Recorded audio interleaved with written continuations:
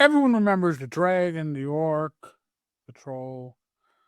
But the real monsters of old school in D&D, they weren't balanced, including some of the ones I mentioned above. And they weren't pretty. They were mean, weird, absolutely unfair. Today, on Ranking the Tavern, we're counting down the 10 best old school monsters ever made. And 3 that should have stayed behind the monster manual and buried deep inside. And maybe a bonus. Now, before the comments section turns into the Thunderdome, here's how I'm judging these beasts. Not by challenge ratings. We didn't have that crap back in 81. This list is about how iconic the monster is, how much chaos it creates at the table, and how perfectly it fits the rulings, not rules spirit of the OSR. And admittedly, there's a little bias here. I've been fighting these things since I was 13. So, here we go. Number 10, Gelatinous Cube. You remember that from the D&D movie recently, right? It's iconic. And it starts out strong with the, you saw it in the movie, essentially, the dungeon janitor. It's literally a D&D Roomba. It just slides down corridors, dissolving everything that doesn't make a saving throw. And if your party's not checking for traps with 10-foot pole, guess what? You've probably found a trap from the inside. Number 9. And again, these numbers are not necessarily worst to best, because it's hard to place these in order. The White. God, I hated whites as a player. It doesn't kill your character, but hey, it kills your progress, right? Nothing screams old school horror like losing levels because you forgot to pack a card. It sucks. This is totally unfair. It's energy drain. It's not balanced. And that's probably why it's perfect. Rust Monster. This is a PCFU, right? Destroyer of Dreams and +1 longswords. You could see a player cry in real time when this thing showed up. They had magic armor. Oh my god. And it's not even evil. It's neutral, but it was hungry for your hard-earned loot, especially magic. The Sturge. Oh my god, how many times have I seen players get killed by blood-sucking sturges? The most terrifying monster that looks like a mosquito. I mean, all right, a foot-long mosquito, but still. Individually, 1, 2, not so bad. A swarm, your party's screaming and slapping themselves or each other. All right? Scary shit. Number 6, the owlbear. Something else that showed up in the D&D movie recently. The original meme monster. I have a plush owlbear. It's cute as hell. But half bear, half owl. All rage. No one probably knows who made it, but every old school group has fought 1, 2, multiples over the years. And despite the goofy art, it's a legit threat. It's like fighting your childhood teddy bear on steroids. Even not so cool. The troll. I mentioned the troll earlier, right? It's pure dread. You kill it, it gets back up. It's healing 3 hit points per round.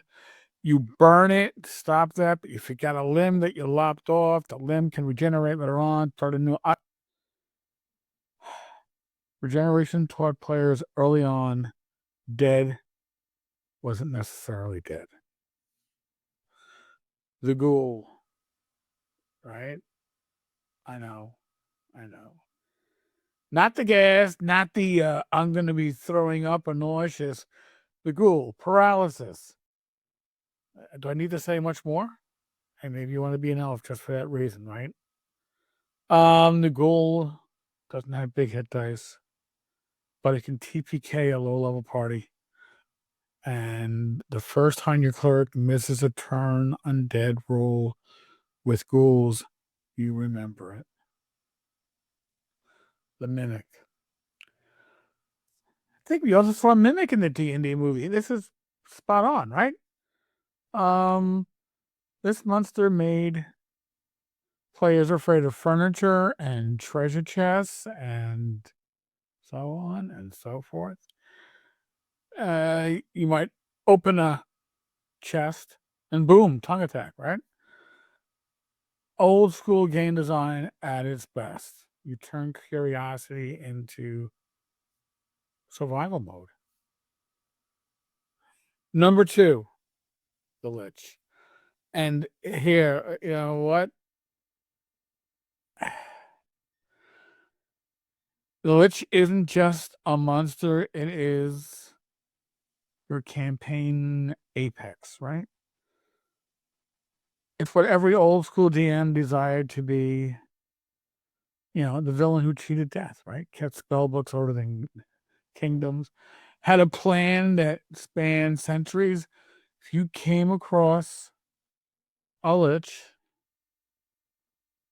I'm not saying a tournament adventure like Tomb of Horrors, but if your party comes across a Lich, you're at the end of the campaigns. Win or lose, that's probably the apex. Number 1, possibly the most common. My first adversary that I fought, my fighter Cyrus, back in summer of not right, Christmas break, 79-80. Skeleton. Not flashy, you think of the old movies, Jason the Argonaut and that animation. That's the skeleton in D&D. The first time your torchlight hits that pile of bones and they start to move, that's the moment the game becomes real. It's one of those first creatures that you might encounter in your early gaming time. It's simple, it's effective, it's reusable. It's about as old school as you're going to get. Got a special mention for you. This came up in North Texas last year, playing in Greg Gillespie's Dragon Slayer. Rock ropes. And I don't know if I need to say much more than that. They are feared by all, regardless of level.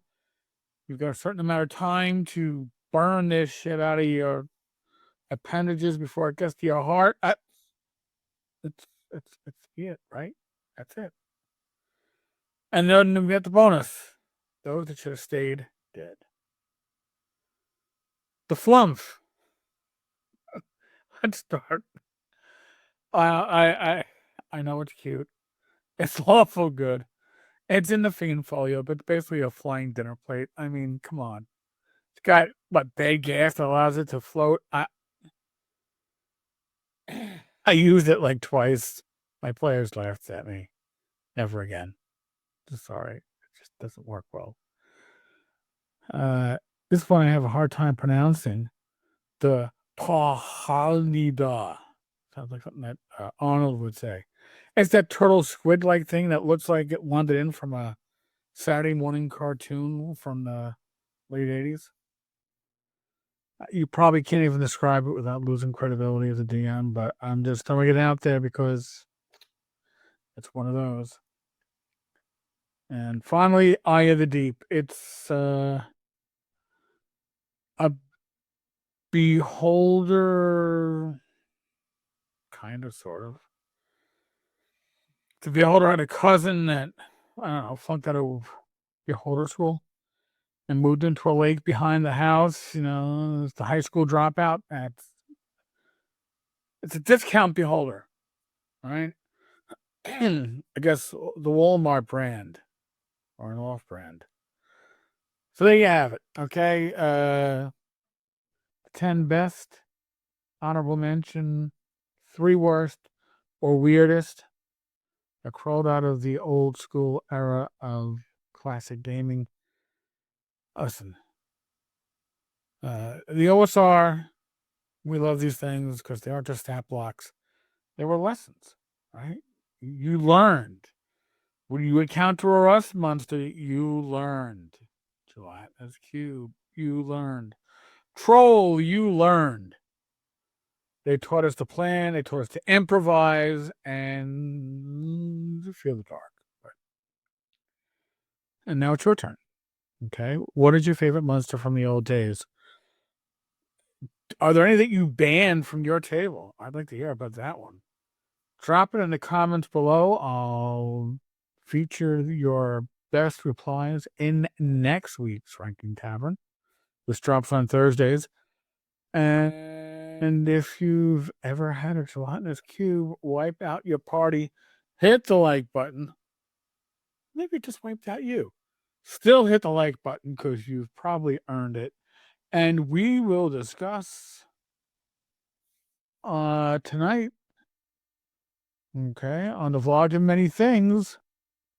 I'm going to ask my co-hosts their best and worst adversaries in old school gaming. Hopefully I'll see you then. Good night. God bless.